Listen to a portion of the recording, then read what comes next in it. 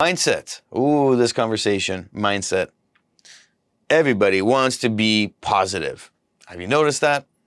Yet nobody is. And everybody struggles.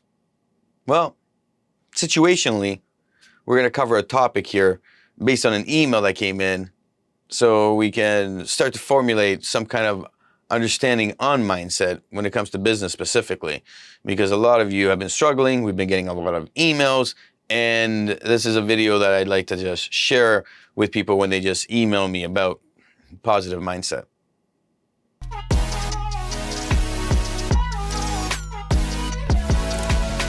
Welcome back to another video. My name is Nikos Rentas. This is mentorsapproach.com, where we strive to make a video each and every week to get you thinking and moving in the right direction. So hit subscribe.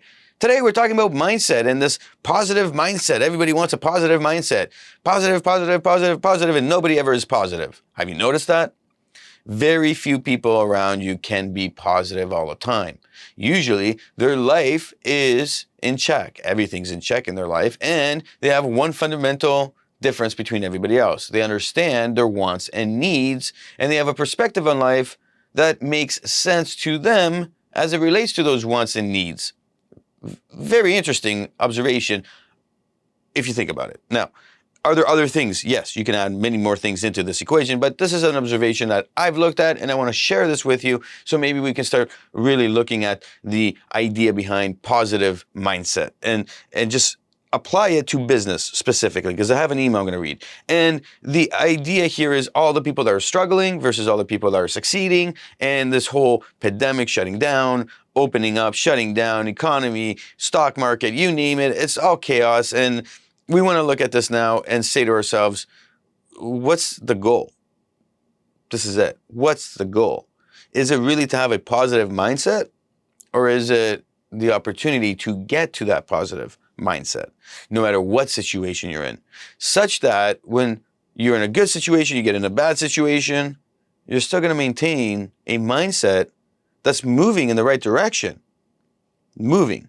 That's the critical word here. So let's jump into the email. Hi, Nikos. I was wondering, how can I help my husband with his mindset?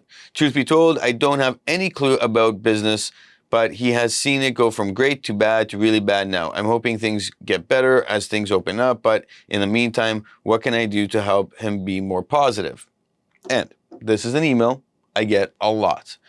How can I be more positive? This is a conversation I get a lot. When we do coach calls, I want to be more positive, but it's so hard. Yes, because we're focused on that end goal. And this is what we need to realize. Whether you're in a good spot or in a bad spot, you still have people reach out that are in a negative mindset.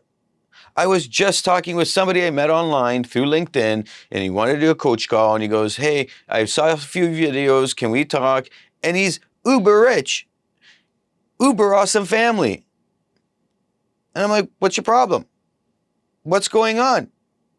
And he goes on a tangent on things that we need to separate between needs and wants. That's it. Even though he has everything that one person could want or need, he's still looking at it and he goes, what's next? Okay. On the other side, we have somebody who will email me that I just met, and he will say, I'm struggling with my business. I'm so they'll even get in situations where they're kind of like suicidal, and you know they're not, but they're close to it, and you're going, okay, how do we fix this? And then how do we introduce a doctor, this and that, so maybe we can get some medical help if it's needed. But in most cases, it's not. It's just them going in a negative tangent. And then you go to yourself, what are your wants and needs? And let's address those. And the idea now becomes, what's the difference? Perspective. Perspective on what mindset should be. And on top of that, we look at it from a perspective of future. Now, both scenarios, what we're seeing are two people struggling based on their wants and needs in the now and looking at the future. I go through this too. You go through it too. Everybody goes through this. However, we handle it a little bit differently based on what is occurring in our lives. Now, there are some people, like I said at the beginning of the video, where they've already addressed this. They have understood this. They're able to balance this because they understand their wants and needs. They understand where they're at and where they're going, and they're moving towards it, and they've become to that awareness, usually because of experience and usually because they've gone through self-growth. Now, most cases, most people have not gone through this realization, and some will take time to go through that. It's not an overnight thing, right? Now, when we're looking at this, our number one goal, and if you're looking at it from perspective of this person and their husband, or if you're looking at it for you and your friend or you and your family member, the idea is, where are we going to be sitting at as a spectator, observing from the outside, understanding the perspective this person has. And then from the perspective, let's ask ourselves, what are their needs and wants, not ours? And then how do we move forward to address a positive change? Not make everything positive, not see a positive mindset, not see this end goal of positivity. It's how do we get moving? See, once we start moving and we start doing things, positivity automatically happens. It's kind of like when you start going to the gym and that first couple, 2-3 weeks, you're like feeling the pain because you haven't been at the gym for a while and your muscles are burning. You can't even grab the steering wheel because you worked out so hard. But then after 3 weeks, you don't get that feeling anymore. And then you're like, is this working? And then maybe you lift up more weights and then all of a sudden you get that pain again. And then you're like, okay, I'm seeing progress. But it goes in steps. So you have this step, it moves, it stagnates for a bit, keeps moving. And our goal here is to look at the whole situation and say to ourselves, if we're trying to help somebody, how do we look at this idea from their perspective? How do we look at their needs and wants? How do we become unbiased? And how do we help them start moving? If you're in this situation and you are the person, look at yourself and look at your perspective. Understand your perspective and then look at your needs and wants and ask yourself, what do you need to do to start going towards achieving what really is important of those needs and wants? It's that simple. Now, what we're going to do is look at this step and say to ourselves, let's make a list of the things that we can do to push us forward, things that we can get done quickly so our mindset can get moving. And then let's look at it from a position where we're going to say to ourselves, what is a challenging thing that I'm struggling with?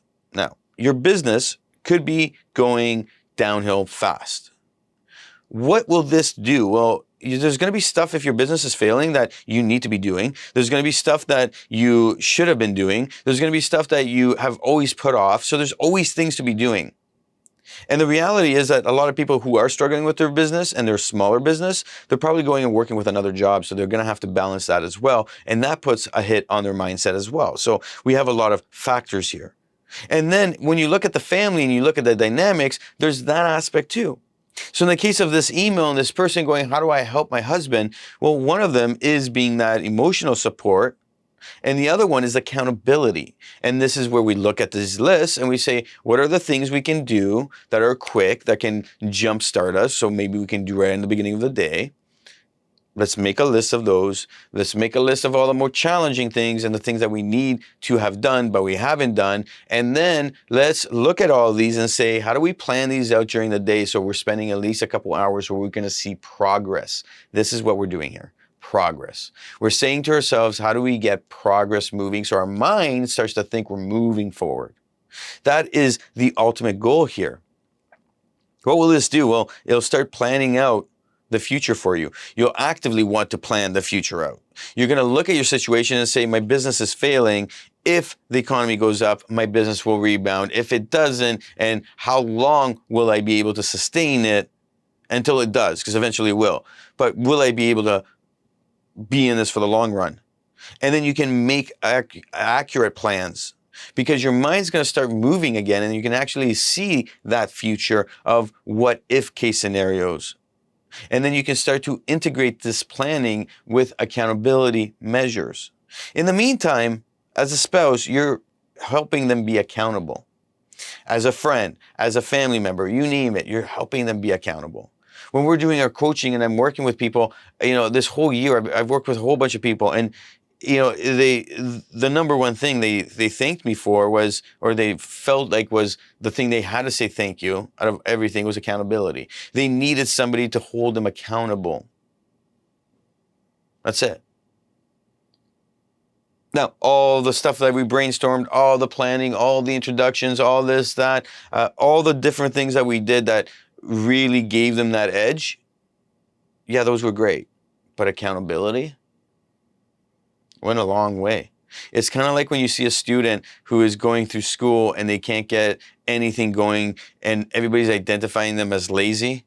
But the reality is their interest is so low and they've lost like a couple years of learning. So even when they learn something new skill set, they don't really get it. And then you introduce step-by-step approach with accountability measures. All of a sudden, they start moving and they start to feel self-worth again. And this is the idea that we're getting to with their mindset, is self-worth.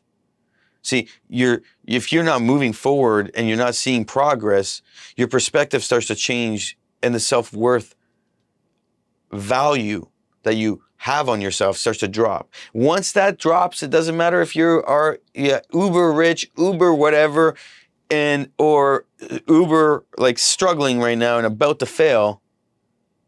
Once that value drops, oh buddy, you can't get out of that rabbit hole. You just keep going down. And the only way to get out of it is to start seeing progress. Now, this idea of what the end positive idea of mindset should be, well, that is us making progress, seeing that end game. But that's always going to be changing. It's one of those, the goalposts moving. Because as we get better and better, we start to see our mind move faster and we start making better decisions and we get to a good spot. And that's it. And we don't actually look at it again unless our mindset starts going back into the negative.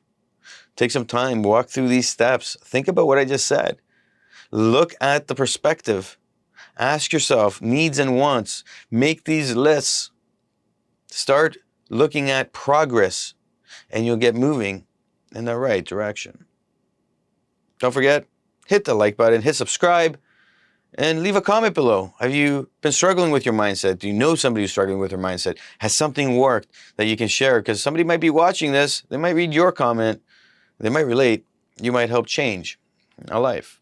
And don't forget, up here I got 2 videos you should be watching.